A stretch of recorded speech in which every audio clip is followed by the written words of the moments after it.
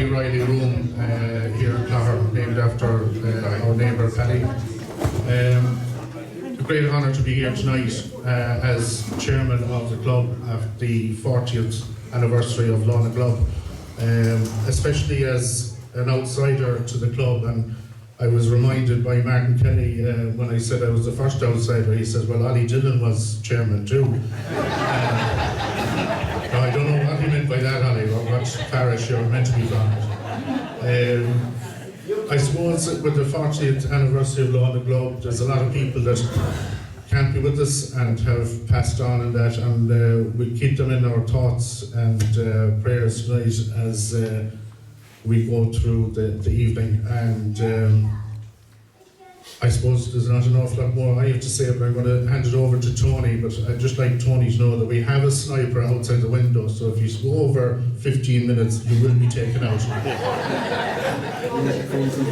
I'd like to welcome Tony O'Connor, our chairman of our history committee, and who, with the history committee, have been heavily involved in creating this room and all the history and the pictures that you see, and of both teams, Caernarfon and Ballintoga. So welcome, Tony. Thank you, Pat. I think before we start, we'll just have a prayer to remember all of those that have passed on. Many of them played here 40 years ago at Lorna Club, so if you just stand, we'll remember them. Our Father who art in heaven, hallowed be thy name, thy kingdom come, thy will be done on earth as it is in heaven. Amen.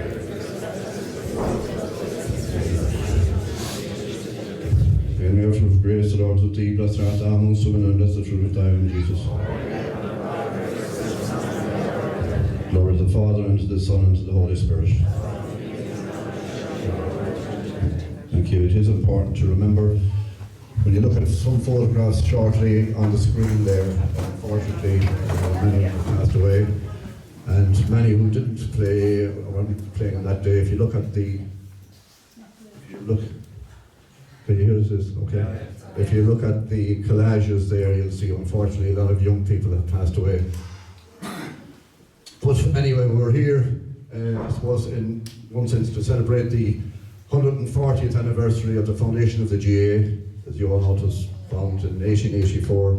So in 1984, every club in the country had a Lorna Club to celebrate the centenary. Ballintoga Club was no different. Just exactly this time of the year, 1984, that pitch out there was a hive of activity.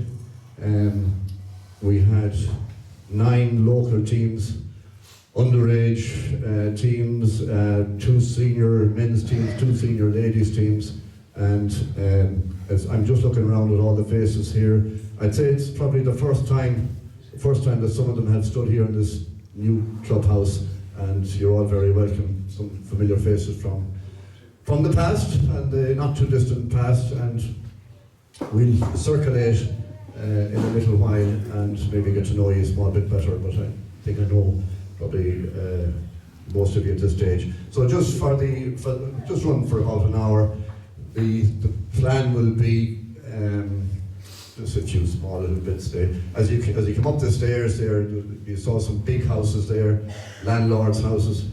I mean, this parish here is so embellished with the history and the landlordism and the heritage, and I suppose a lot of it is associated with the GA as well. We have a man that will give us a bit of a talk on those big houses. Come on, Tom and Joe. You were always a bit late for the matches, TJ, anyway. Well, Cyril is behind me. And so, then we'll have a few words from behind me there. Who's behind you there? I should have known. But anyway, we'll have a few words also from the Vice Chairman of the Mayo County Board, Con Moynihan. You're very welcome, Con. A round of applause there. Anyway, this evening is all about, it's an informal evening. It's just about a celebration of the anniversary, all right, but it's also about, it's more than that. It's about friendships, and it's about celebrating life. I mean, 40 years ago, so many people down there played with some of those that have passed on, and we're all lucky to be alive. And so you know, you can reach out to the person beside you if you don't know them, tell them who you are, introduce yourself. We'll have a cup of tea after a while anyway, and we'll also have a free raffle. There's a big draw next weekend for, Pat Barrett might tell you a little bit more about it. Joe Kelly, I think, wherever he is, will give out a free ticket to, not a free raffle ticket now, but a free cloakroom ticket for 3 prizes of €20 worth each. You're in for the draw then next weekend, so Pat will tell us a little bit more about that later.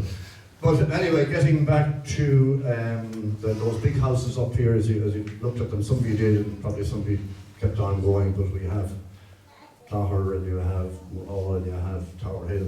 There's a man here, is the local guru, the local historian, and he certainly knows a lot more about those. He actually probably was around when they were building those places, so maybe if you put your hands together and welcome Sean Hannon up here. If you have any questions for Sean as you're going along, you can ask them. Forget. Oh, no, you won't get away with Nice mic, Sean. Sean most of the time doesn't need a mic.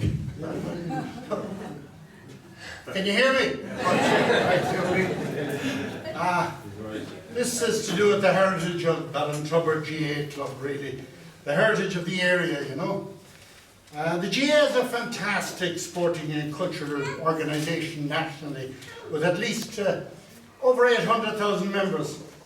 The basic unit of the club is, of course, the parish and the parish system. And that's what gives all of us here our identity. And that's the unit that we pledge our loyalty to. And that's the unifying gel that binds us all together as a separate community, week in, week out, when we go to support Ballintrubber GA Club. And speaking with Tony O'Connor, who has done fantastic work with the History Committee, we both agreed that no other parish in Ireland has a heritage as comparable and unique and interesting to the history and heritage stretching back to the dawn of time as this club has. Our communities, Ballyglass, Carnacon, Clogher, Errow, Ballintrubber, Killuella, and their environments have a rich tapestry of antiquity with proof of ancient habitations, castles, abbeys, churches, and historical battlegrounds. Furthermore, this parish also played a very prominent role in the literary, theatre, sporting and republican history of Ireland from 1798 to modern times. The list of local important historical, archaeological and heritage sites I will outline gives ample testimony to this. And the first here is Clogher House. Clogher House was built in 1770 and was known as the Clogher Lynch Estate after the Lynch family who had been landlords in the area. It is set on 640 acres of land and was a 28-room dwelling incorporating a library and a chapel. The original house was a 3-storey building and was roofed with Greek flags and was situated on an elevated site. You can nearly see that here from the road. In January 1829, on the night known as the Big Wind, the house was damaged by a ferocious storm and it had to be re-roofed again with more modern slates. Later, James Fitzgerald Kenny was elected to Dáil Éireann as a Cumann na Gael TD in 1927. He was a barrister of considerable note and he was appointed Minister for Justice to replace Kevin O'Higgins, who had been assassinated. He spent 16 years as a public representative from 1927 to 1943. Fitzgerald Kenny died in 1956 and is buried in a family plot down here in Drum Graveyard. The house and estate were sold to a timber merchant, Pat McCartan, in the late 1960s. Ballintrubber GA leased the grounds and later still purchased the present pitch area, 4.5 acres, for £450 from the Irish Land Commission. Among those who assisted with various aspects of the Ray Pendergast Memorial Park here were the then club chairman Eddie Welsh, Sean Horton here, and the late Joe Burke, John Cosgrave, Father Michael Kane and Father Michael Lally. Thanks to those and many generations of club people since, and many of you in this room, we are resident in these magnificent facilities today. In 1970, Clogher House caught fire and was burned down. The Land Commission divided the remaining acreage among deserving local farmers. Now the next big house I'll deal with is Tower Hill House from 1790 to 1948. The village of Tower Hill, or Towthy, goes back to the very dawn of history. The name was originally Tua Attica, or the Atricotic district, occupied by a tribe, believe it or not, of fur bullocks. The remnants of the ancient causeways were discovered lately near Cluny. Ballad local folklore has it that when St. Patrick was returning from Crowpatrick, he went to Towthy and founded a church, a wooden one, where within Tower Hill demise there is the St. Patrick's Well and never-ending spring. Towthy was the original parish of the area, predating Borriscarra Ballintubber by many hundreds of years. That never-ending spring well can be seen today on one of the pathways close to the house. Tower Hill is a modern name introduced by the Blakes, probably after the area known as Tower Hill in the City of London. The house was built by Isidore Blake at the end of the 18th century. Tower Hill was among the finest big houses in Mayo, standing 6 bays wide, 3 bays deep over the basement. The 340 acres of the domain were described by his visitor in 1838 as splendid ornamental ground. Catholic landlords, the Blakes, were descendants of the 12 tribes of Galway, and Valentine Blake is rightly credited with having introduced the game of football to County Mayo by sponsoring a 2-hour match on their lands in December 1885. That local team first wore the green above the red that was to become the colours of the Mayo County team. The green above the red colours, so valued by Dr. Croke, who was the founder of the GA, Colonel Blake Tower Hill, and Dick Welsh, a very well-known Republican and TD from Bala and an early chairman of County Board, were undoubtedly selected in response to the Young Ireland Thomas Davis's poem, The Green Above the Red. Full often when our fathers saw the red above the green, they rose in rude and fierce array with sabre, pike and skein, and over many a noble town and many a field of dead, they proudly set the Irish green above the English red. The green above the red has been worn by Carnacon Ladies Club players in recent years and by very many outstanding Ballintubber GA players for Mayo down the decades. Also, the Blakes of Tower Hill excelled at show jumping, and in 1901 a horse called Cool Park, ridden by a 19-year-old Henry Kelly from Ballygarris, he jumped the champion wall, which was the highest ever recorded at the Ballbridge Horse Show. That horse won the Championship of Ireland at Galway, and was purchased, believe it or not, by the then Prince of Wales for the marvellous sum of £450, which was major money in 1901. So the next house I deal with then is Moore Hall. You probably know a lot about Moore Hall. The Moore family, Moore Hall lies on Muckloon Hill overlooking Lough. House was designed by John Roberts, who also built Tyrone House in Galway and Waterford Cathedral. George Moore, however, was warned in early 1790s not to build on Muckloon Hill, because if he did, his family would be cursed. Local legend had it that the king of Connacht's Druid, Dishlu, was murdered on the lakeshore there in 400 AD. Several members of the Moore family played major parts in the social, cultural and political history of Ireland from the end of the 18th century to the early 20th century. Moore Hall was the home of John Moore, United Irishman and first president of Connacht in 1798. George Henry Moore, he was the leader of the Irish Parliamentary Party at Westminster, campaigned for Home Rule, led the Tenants' Right movement, famous for his famine relief efforts, and also he was an equestrian enthusiast, and remarkably also joined the Fenians, which was very unusual for a landlord. George Moore, the famous novelist, was the founder of the Abbey Theatre with Yeats and Lady Gregory. Maurice Moore was a colonel in the Connaught Rangers, and he was the first Inspector General of the Irish Volunteers, appointed by Owen MacNeill and Pádraig Pearse.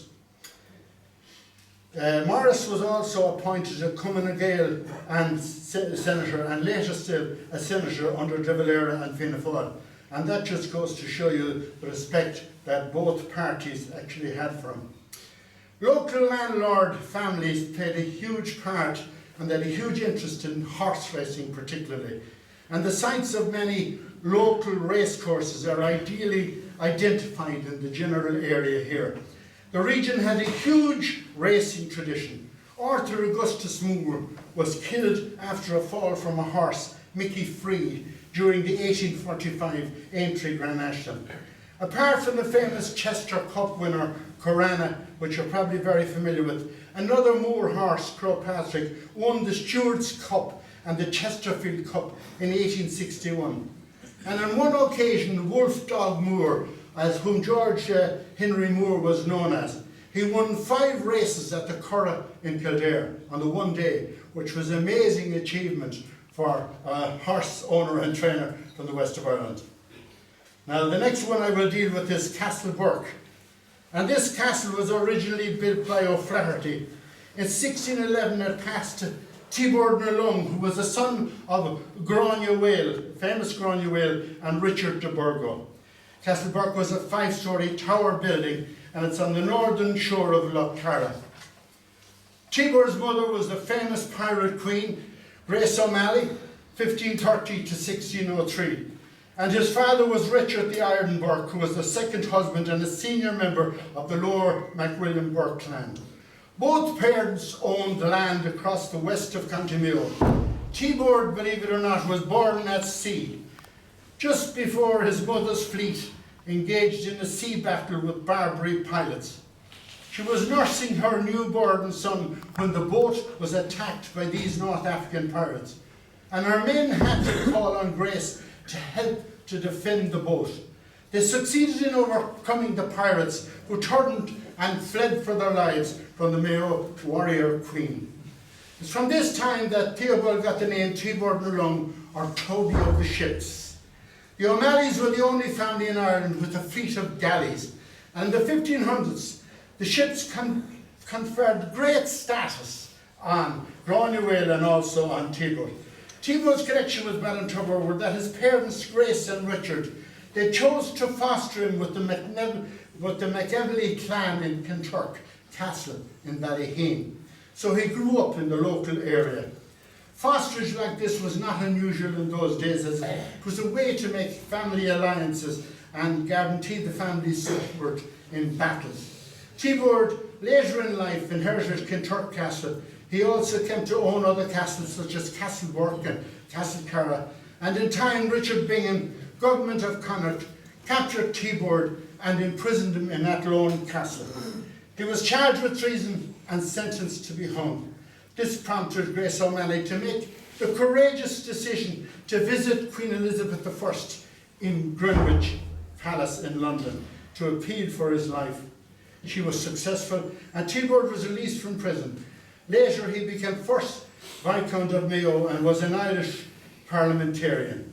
He had a successful and eventful life and featured, at difficult times, the transition from being an Irish aristocrat from the traditional Gaelic world to the big changes that came during the Tudor conquest of Ireland. Finally, Tibord was murdered in 1629, and then at that time he was said to be the richest man in Ireland, owning 70,000 acres of land. He is buried in a crypt under the sacristy floor in Ballintubber Abbey. And if you want to look up Dukas, the National Schools record from the late 1930s, there's some amazing hair-raising stories there about the hanging house in Castle Burke. Now the next one I will go to is, and it'll soon be finished, you'll probably welcome news for you. Among the many castles in the area is the splendid Castle Cara. This castle was built sometime between 1238 and 1300 by Adam de Stanton. The family later took the name of McEvely. The McEvelys were major chiefs in the area, and they had another castle at Kinturk and Ballyhane. Castle Cara is a 3-storey tower standing on a fortified bawn or enclosure with a one-rounded corner turret. Much of the building were 15th century additions. Other features included a guard room, mural stairs, a vaulted room, and amazingly a latrine, toilets, very unusual in those times. In the late 16th century it was acquired by a Captain Bone, and it remained in that family to 1641. George Moore, the novelist, writes in his classic book Hail and Farewell, and this is a wonderful description. Great men went forth from Castle Cara. Castle Island and Castle Hag were defended with a battle axe and a sword, and they were wielded as tremendously from island to island and along the shores of my lake as ever they were under the walls of Troy. This refers to the bloody battles that were fought on the shores of Lough Cara between Barrett, not sure if it's any relation of Pat, but he was a Welshman, and his army were fighting with Adam de Stanton, the Norman warlord, in the 12th century. And it was Adam de Stanton that built Castle Cara. Now I'm getting near the end. The last one of the last ones here is Carnacon House. And believe it or not, this one is the oldest one in the whole area. And it's the home of the MacDonald family and dates back to the legendary General James MacDonald, who fought alongside General Humbert and the French during the 1798 rebellion. James played a prominent part in the races of Castlebar, and during the rebellion which occurred in the summer of 1798, MacDonald was described by Lord Altamont as a villain and a United Irishman of the First Order. And on the 25th of August 1798, MacDonald planted a tree of liberty on the green in Castlebar, and he joined Humbert with several hundred followers from this parish, and he was appointed a colonel by Humbert. He led the pikemen at the Battle of Balnamuck, and one French officer, Louis Octave Fontaine, recalled that MacDonald and one of his brothers led an Irish unit in battle and showed great bravery and skill in holding a crucial position for several hours. After the defeat, there's a great account of this in the Westport Historical Society, he had an amazing journey on horseback back to Carnacon House. Now, the English must have really wanted to capture him, because they put up a reward of £500 on his head in 1798. But luckily he escaped to France, where he lobbied for another French invasion and later still went to America. In 1844, Carnacon House was described by Samuel Nicholson as neat and comfortable and prettily situated upon a lake and ornamented by thriving plantations. It was purchased by the Hughes family in the 1940s, and it's still a family residence to this day. Now, Ballintubber Abbey was built, and this is a very famous one, and you're all very familiar with it, but it was built in 1216, near the site of an earlier church founded by St. Patrick after he came from Crowpatrick. Its history is absolutely astonishing. The abbey was burned by the Normans, seized by James I, and suppressed by Henry VIII. Ballintubber Abbey was founded by King Cathal Jarrag O'Connor, Cathal Mór of the Wine Red Hand. He belonged to the royal lineage of the O'Connors, reigning as King of Connacht, and he was a notable patron of the arts. Tony here is of that same lineage, royal blood, and I kid you not.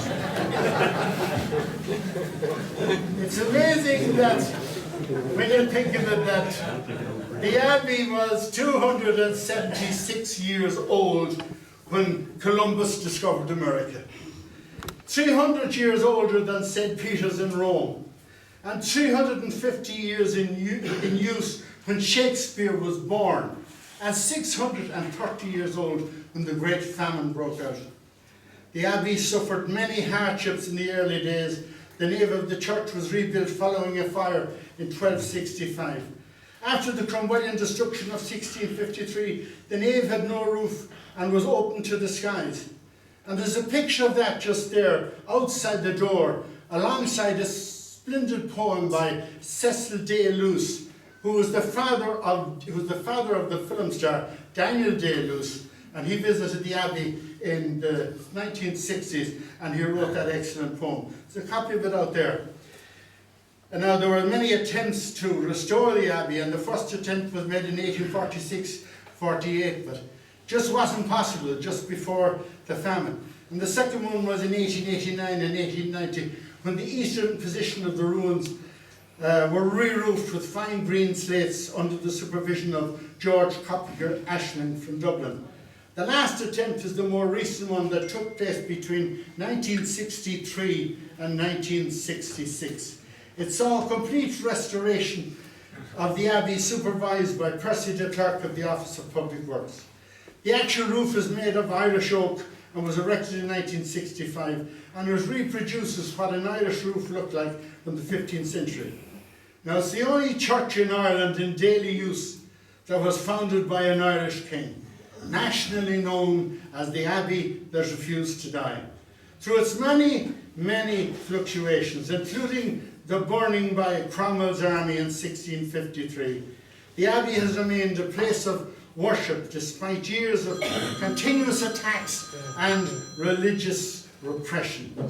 The Abbey has several modern outdoor attractions, including the Way of the Cross and an underground crib and a rosary way.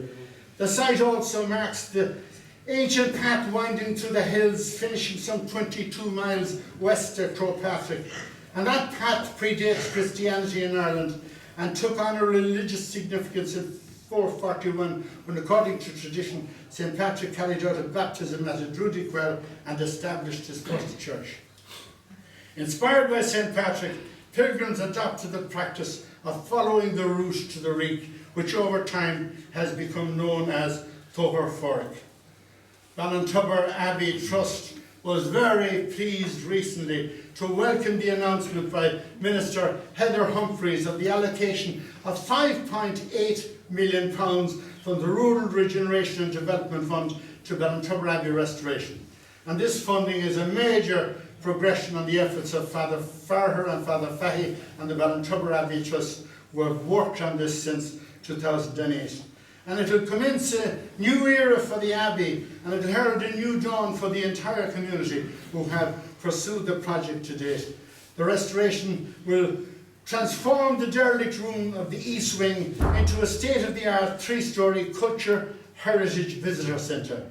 This exciting development will serve to engage and inspire visitors, showcasing the remarkable historical, cultural and spiritual legacy of this very special place.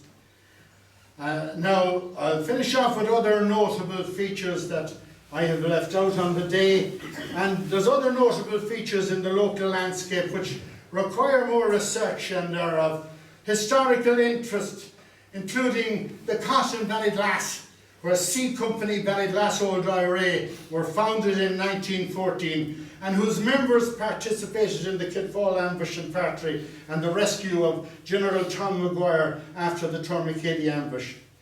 The old Ballyglass Barracks, the RSC, was the first hotel in the parish, and it was built on the assumption that the railway was going to arrive into Ballyglass. Then you have Doon Archaeological Peninsula, Church Island, you had Mount Pleasant House, Palmstown House, the Dolmen and the Massrock at Callowkeel here in Clogher, Clooneen Mill, Lochara and Clooneen Causeways, which were dated by the Matura project of being 1500 BC. And then you have the local Bianconi coach routes, the Harvest University excavated Bronze Age ring fort in Carnacon, Annie's Nunnery on the shores of Cara, the Boris Cara Abbeys, Kinuri RIC Barracks, I think it was referred to earlier by Tony, and the Old Mill in Killawalla, Arrow Monastery, Kiltoon Burial Mound, Moores Island and all the islands of Lochara, and all the Kidney, which are children's graveyards in the parish. Now, Finally, you'll be glad to know, from all of the above historical references, our communities, the little villages that we love and their environments clearly illustrate that our ancient landscape was a place of tremendous strategic and political importance, an ancient habitation and location from the earliest of times, a ceremonial, ritual and historical setting, a spiritual sanctuary for hundreds of years, not to mention one of the strikingly most beautiful places in County Mayo. And the aspects of our comprehensive heritage outline needs much further research, of course. But how lucky are we to live in peace and tranquility of this proud parish that we all love. It's been a great privilege for all of us over the past score of years to witness the unity, the bonding and the friendship of all our senior players across the parish, resulting in 5 county senior gClubs titles won in the modern era of Mayo GA. Long may it continue. We are Paddy.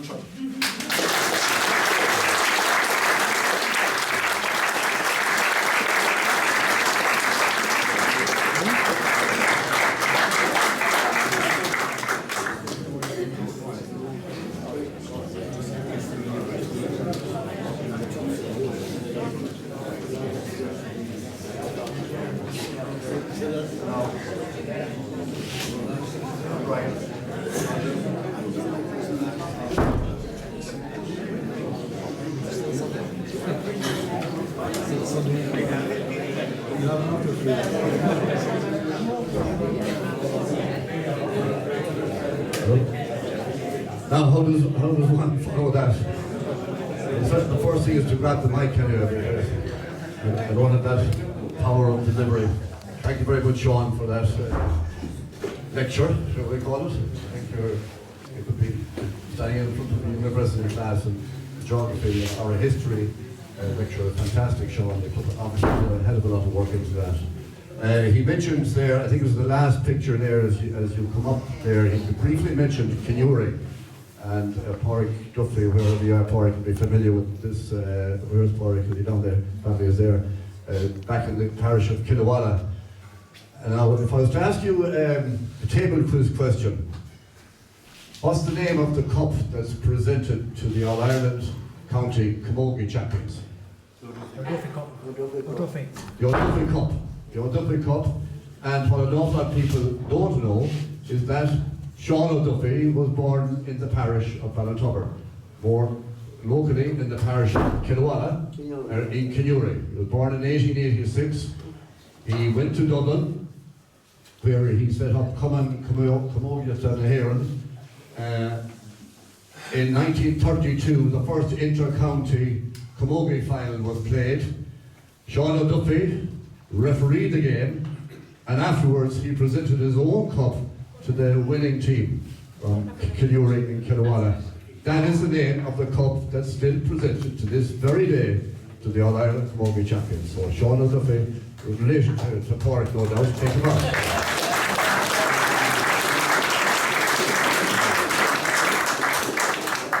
Before I'll just ask Colin in a few minutes, but before, I'm just looking down there, it's remiss of me there, Kevin Coyne, wherever you are. I suppose we wouldn't be here at all honour for you were so snap happy on the day with your camera. You were ahead of the posse 40 years ago. You took photographs of all 9 teams that were there, and the ladies committee as well, which we will have a look at, but not yet, Pat. We'll have a look at them in the screen. Oh, they're up there yet. But just before we come to that, you can leave it there, Pat, anyway. Before we come to that, I just want to mention a few people that I see down there, and I like to welcome back the great Martin O'Malley there from Turvicagey, from Shrah, a great Gaelic footballer. He was actually on the first, in 1960, the divisional side, West Mayo, won the county senior title. He was midfield, and now another man here, I think Liam Horn. So Dave, where's Liam? Liam is there. Liam and Martin were at midfield, so they were the first ones to bring county senior medals to Ballintubber. At cornerback is Tommy Lally here. No, Tommy, but I think on the other corner was, I saw him there somewhere, Jimmy Murphy, Chief Superintendent, retired Superintendent, and very much involved in the Mayo Association in Dublin, who was with Mary King, who's down here as well. You were very good to Mayo teams in the past, and it's great that you made the journey down here for this occasion, and you're always very welcome to come back here to this clubhouse. And I see your photographs dotted on the walls there. So Martin is a great guy goer as well, and a great Shawarani, so maybe he might give us a little on air. Yeah, the voice is gone, so I won't ask him, embarrass him. I see down there Pauline Leonard, Pauline Finnerty. Saw your photograph. You're actually there, Pauline, I think third from the left. You made your journey up here from Lahardon. I see down beside you there Catherine Larkin, I think, as well. Catherine now lives in Ahamore. Catherine now Bolton. I think you were captain's Mayo to the All-Ireland title under 16. I won't ask you the year, but it was the captain Mayo anyway. Looking down there, all the Larkins and Michael Kelly representing McBride's club formerly in Chicago. Which reminds me, I think we have Kevin Brady here as well. From now, Kevin is not McBride's. Is he got in the back? Where is he there? Kevin flew in specially for. Where is he? Oh, you're down there, Kevin. Down there, Kevin flew in, very much involved with Parnell's GA club in Chicago. Flew in specially for this occasion. Nothing to do with his 60th birthday party last night, mind you know. Sidekick. So, and then looking at a former chairman there, Sean Hood beside Ollie Dillon, the other side. Look at former great TJ Heenan and Gary Dillon, and two men up here that played, won Leinster medals with Kilmacud. Tom Prendergast and Tony Duffy, 95 was it? 95, yeah. Have I got it right? In or about. In or about, and our local Garda at the time here was a fellow called Mick Kane. You might remember Mick around Ballyglass. No, he wasn't. Was he cycling? Were you cycling around Ballyglass? You're still cycling around, I presume, yeah. The sandwiches are a bit scarce, so don't start at this table like that. Patrick Prendergast, a great stalwart of our club, a great tenacious not going back cornerback, and Mike Corbett, of course, always safe in the goal down there. Mike Conroy, Johnny Kincannon, all of those. But I have a special welcome here for the most senior citizen in the place, and that is one and only evergreen Liam O'Toole over here. Would be 96. Great person.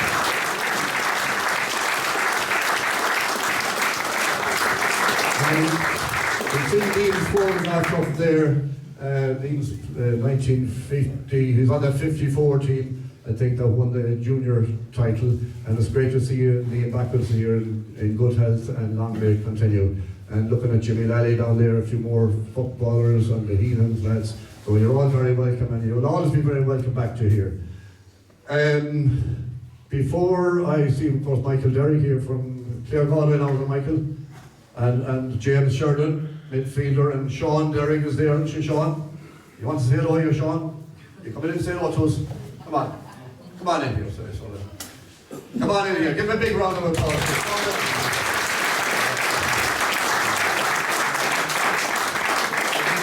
So we will, nearly finished up. I'm going to ask Con Moynihan to say a few words, and then while we have a look at the players, male and female, young and old, that played on the day, we'll just have a quick look through them. Con is going to speak first, as I said. We'll have a look at a few photographs. We'll have a cup of tea then, and you can wander around. Now the photographs are only at an early stage. This clubhouse hasn't been officially opened yet. There are so many teams, so many individuals that we should have up there. We will have them up. You know, this is the Paddy Reilly room. We don't have a photograph of Paddy Reilly up yet. We will have it. The park is called the Ray Prendergast Memorial Park. There's no picture of Ray up there yet. Club officers, the great Vincent Kane, Christy Feeney, all of those people, they deserve a prime spot down there. What they have done for our club way back the years, and many more like them. So, look, before you kind of say we're such and such a one, it's work in progress, and whoever comes after us hopefully continue the good work. So I'm not going to say good night or anything like that. I'm going to ask Con Moynihan, the Vice Chairman of the Mayo County Board, pop up here and say a few words.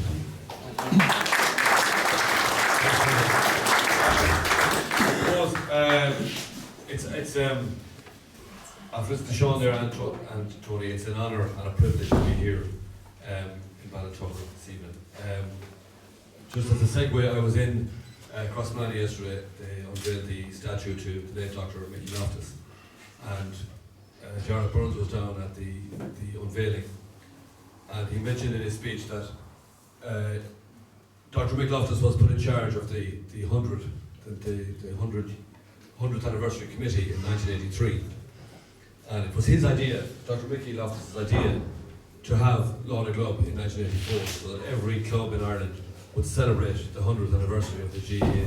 So, you know, and the fact that you're here 40 years later, replicating that is a credit to yourselves and to the club, and to the fact that it was a Mayo man that had started the whole initiative off in the first place. And you know, we should be very proud as a county, and again,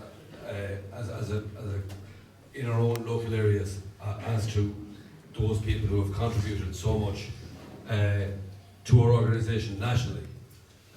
Huge contributions, going back to P.W. Nally and Michael Davitt and all of those people who subsequently followed in the footsteps of the association, and has made it, as Jarrett Burns said yesterday, the greatest amateur voluntary organisation on the planet.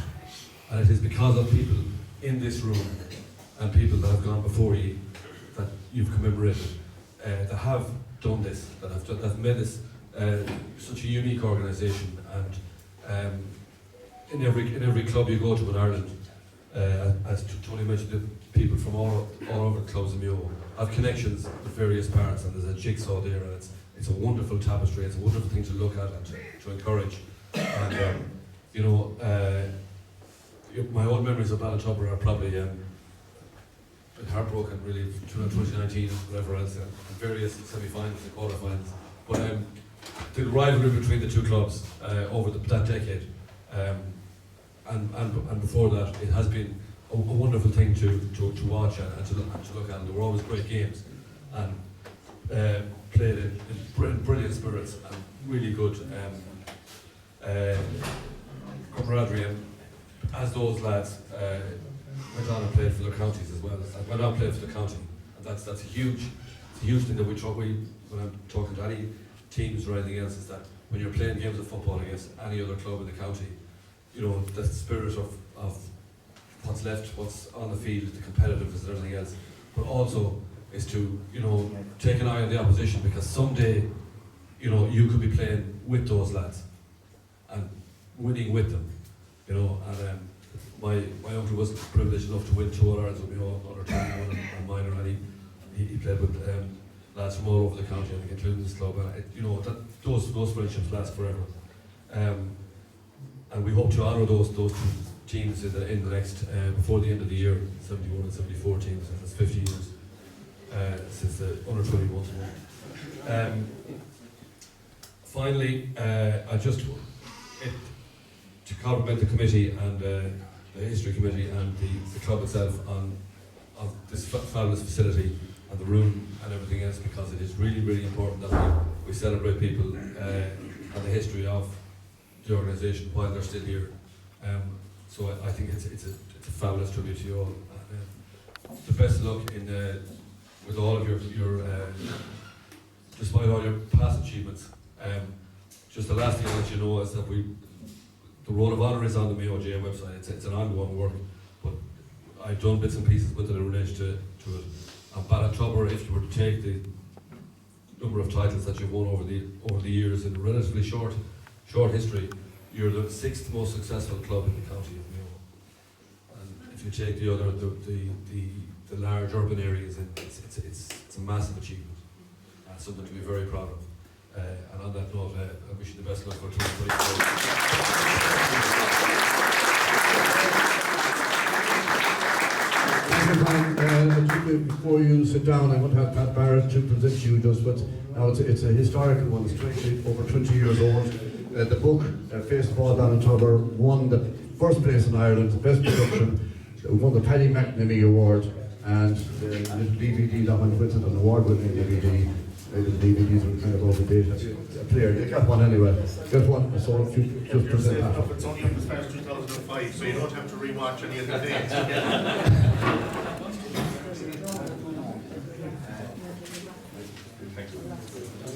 Okay, I think Joe Kelly is coming out of just a few other people on a political note. We got the balance right. I see Cyril Burke is over here playing right half forward, and opposite him, left half forward, Al McDonald's this side. So I want to welcome both councillors.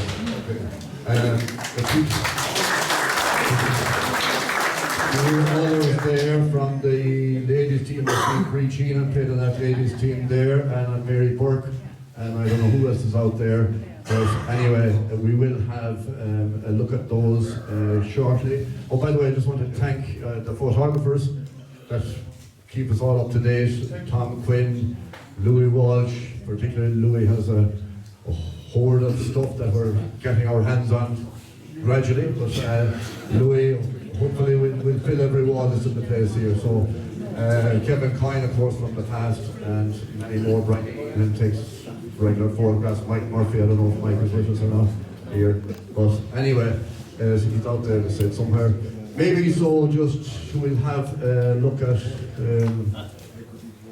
Seamus, bring back Seamus Burke, some memories there, maybe for you on the day. The order doesn't really matter, Pat, you can just stick them up there.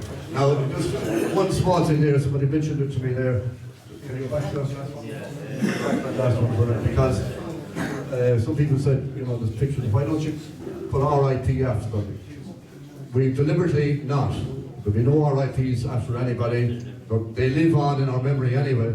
Plus the fact that, you know, God forbid, down the road, 3 years' time, somebody else passes away. What do you do then? So, over time, most people will pass on. As you look at some of the older photographs that are here, and it's, you know, it gets kind of messy. So there'll be no RIPs. Which reminds, when you're wandering around afterwards, this kind of here is the Airlie corner here, going way back. The earliest photograph is 1926, and they're called the foundation stones of our club in here, and you can take it from there. The Law and the Club 1984 one is up there, under 21 meters, and you can. Unfortunately, then we have the collage of those people that have passed on, many of them at a young age, and it's only when you look at them you realise how many, all your friends are gone. So look at, take every day, enjoy every day, and hopefully, you know, for the 50th anniversary, we'll be all around here again and celebrating. But anyway, just looking at the photographs that's there, I see Bree Sheenan, the second from the left, I think Regis there, is Catherine there as well. The late Julie Corley is up there, second from the right, and in the front row there, she's with us here tonight. Mary Lally, and her sister Anne is third from the right at the back, and Kishy Lally is there as well. So lovely memories to have. Move on there, Pat, and I thank everybody from the next group. Anybody here who's Catherine is there, is she? Yeah, and that group there. Thankfully, I think everybody is still hale and hearty. Marion Gershie, or Margaret Gershie is there. And you notice as well, we took those pictures. It's a bit slow because there's some of the same family names keep popping up. There's a lot of Heenans there, we'll say. So we've given everybody their first name. So I hope that we have them all correct. Maybe this is not really rectified. But anyway, go on, Pat, just roll it through there. There is some of the elder lemons that are there. That looks like our former chairman there at the back left. I think he's here somewhere. That's Bart Reynolds. What? That's Bart Reynolds. We're real Bart Reynolds stand up there. So, unfortunately, Father Paddy Gilligan there passed on. Michael O'Malley, John McGrath, the late John McGrath, our guard, local Garda, Davy Kelly, Marcus Crane, some great characters there at the back. The late Tommy Ludden to the second from the left there. Vincent Kane, our former chairman there, fourth from the right, and Jimmy Corbett, the former Ballintober player and later manager of Carnarvon Ladies, and Mickey Heenan, all unfortunately gone on to the eternal reward. And of course the great one there on the front right is down here. The colour of the beard is gone, but Kevin Coyne himself there, the photographer for the day. I think he was ahead of his time with the camera. Right, Pat. There are some of the mid-range ones again, like President Jarrett, Tilly Gavin, there's any of those ones. Yeah, Michael Dolan, I see you down there, Michael. I think you're there on the front, right? And Michael Malone. Cyril Burke, you're there somewhere, Cyril. John Frank Sheridan, I see James, the brother, is out there. The Brady's, Michael Brady, and Paddy Joe Burke, Charlie Lydon, a great footballer, played full back for Kintarshawn, I think, at one stage. So Michael Kerrigan, Pat Walsh, who is Pat Walsh there? I see Pat. And Johnny Concannon was down there with the two, Johnny, now it's Island 80. And of course the late great John Walsh at the back there. John captained Mayo to All Ireland Vocational School title in 1982, was it? You probably knows it. 282. And of course played for Mayo Minors and Mayo 21s as well. So we remember all of those ones. We're coming down probably to the board of no ones, are we? No, not yet, not quite yet. I see Tommy O'Toole is with us here as well. Jimmy Kelly's family are well represented here with Martin and Joe. Mike Conroy are down there somewhere, and of course on your shoulder there is Mikey Kelly, he's here. Seamus Burke, you were here as well. John Larkin, the great John Larkin. You want to take a bow there, John? John Heenan, I think, is here. The Chambers, Eamon Chambers definitely here. Michael McHale is here, and Peter and Michael and John Heenan are both. So it's great to see all of you here, and I think everybody is there, and a hail and hearty. So thank God for that. Right. Then you have another adult team picture here. There's Ollie Finnerty there on the right, and just his little young fella there, Robert Finnerty, the mascot. Unfortunately, Robert passed away far too early. Died at 24 years of age, died suddenly. So it's nice looking at the pictures. It's sentimental and emotional. Looking at it. Tom Quinn is with us here. Well, Junior Prendergast, I think, is down there as well. Jackie Heenan is here, and of course the late great Mark Prendergast, the brother of Paddy Prendergast and brother of Ray Prendergast as well.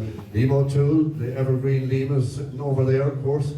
At the back, our local politician, one of our local politicians, Alan McDonald. Our late chairman, Christy Feeney, he did such an amount of work for the club. And of course, another man that went far too early was the great Tom Early, tenacious defender Tom was. Sean Feeney has sent his apologies. He's away in Chicago himself and his wife Mary, so they can't be here. Jerry Feeney, another man that went ahead of his time, and unfortunately, you have Liam Horn is here behind me. Father Val Hines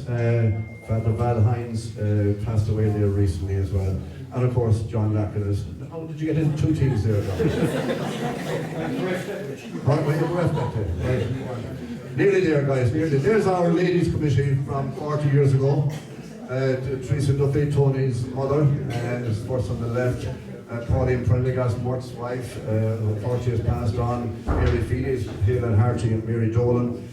Well, Pauline's sister-in-law, Jo Thornton, recently deceased, and of course Betty Heenan passed away far too early. She made that centenary cake and decorated it with footballers on it and goalposts and everything. And of course, there on the extreme right behind me here is Mary Lally. Okay, that's the ladies' committee from that. There's the board and old ones. I think they're all. Tony Duffy is there somehow with the ball in the front. He's here. You're a big child, Tony. McCarthy back, Warwick Joyce, Joe Glenn, Paul Brady, another one of the Brady family from Kilwalla, Tom Malone, I don't know if Tom is here with us or not, Anthony Berry, and of course, right on the right back there is fullback himself, photographer Louis Walsh. Okay, Pat. Any more left?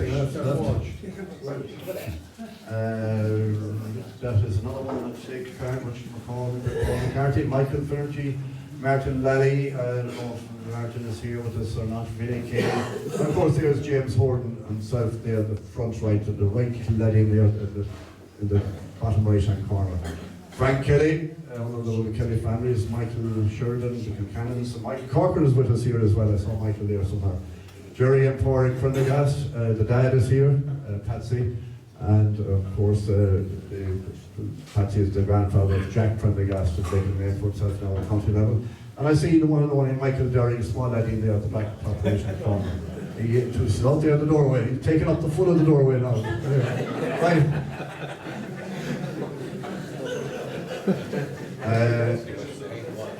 How she got in there is beyond me. Noel Horton is in the front. James must be minding over there or something. Anyway, that is James and Nickton Healand, Brian Murphy from, and there's Rory Kelly. Of course, it would be nice he was such a good footballer. But Michael Sheridan, Mihal is the back left, and Martin Ellie against McCarthy's Mike Corcoran. I think all going hail and hearty. Thank God for that. Okay, is that it? That's it now. Now the last final thing, look at your ticket there in front of you. Joe Kelly, have you? What? Has everybody a ticket got? Are you ready to do it? Okay, the first prize, just before we do the prize, is a ticket for the big draw that's happening next weekend. Pat, do you want to tell us a little bit about the draw? No, we're not selling, this is not a sales pitch now tonight. Anybody that didn't get a ticket, you can come up here. There's nobody going around selling tickets. This is a celebration. It's a celebration of 40 years. If you want to get one, tell us a bit about the draw. I'd say most of you would know now what the draw is in connection with. We're doing this fundraiser to raise more money for our facilities. We have planned permission for floodlights here in Clogher, and we've earmarked a percentage of the money this time for developing our players from all age groups right through. We think it's very important. While it's great to have some of the finest facilities in the county, if we don't look after our players, we'll go nowhere. So the draw is finishing next Sunday evening. We'll be back here, and if any would like to come along, we'll do something similar. We'll have a little bit of refreshments, and we'll celebrate what hopes to be a good fundraiser for the club. I'm not going to go down the road of thanking people tonight, but there's 3 tickets for any of the last Tony maybe to pull one there. Yeah, 3 tickets now. That's Conline too. Come on. Do the rest of it. Just pick, so the first prize is, well, the three prizes are the same. One ticket for the 32. Number 32. 32. Money follows money. And give it a 85.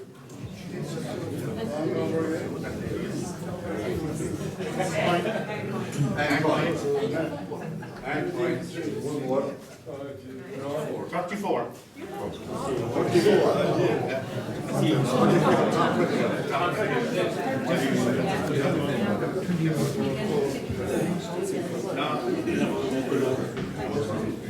Okay, folks, I think we have just come to the end of the night. I hope you enjoyed it. It's lovely just meeting you all. And in Coola J, in 10 years' time, we will all be back here and celebrating. Now, don't leave your seats because the cup of tea being served to you, and Sambo and meatball and whatever else. So they're being served straight away. And then, in your own time, if you want to just browse around some of the pictures that's there. Okay, thank you very much. Thank you.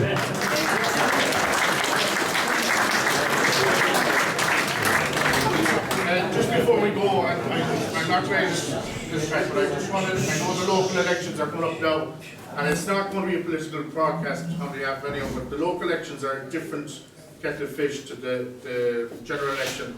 And we're very lucky to have 2 councillors in the parish who might be sick of me ringing them or whatever, but they've been always very good to the club, and I think it's important that we remember that maybe when we go to the Bonin booth next Thursday, Friday, is it?